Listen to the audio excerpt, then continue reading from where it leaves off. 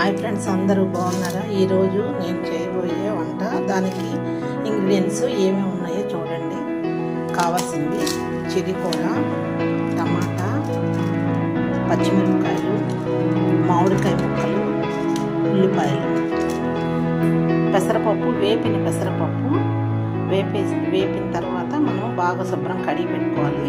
ఇప్పుడు చిరికూర, పెసరపప్పు, మామిడికాయ, టమాటా, పచ్చిమిరపకాయలు వేసి ఉడకబెట్టి పప్పు చేస్తాను. తర్వాత దొండకాయ వేపుడు చేస్తాను.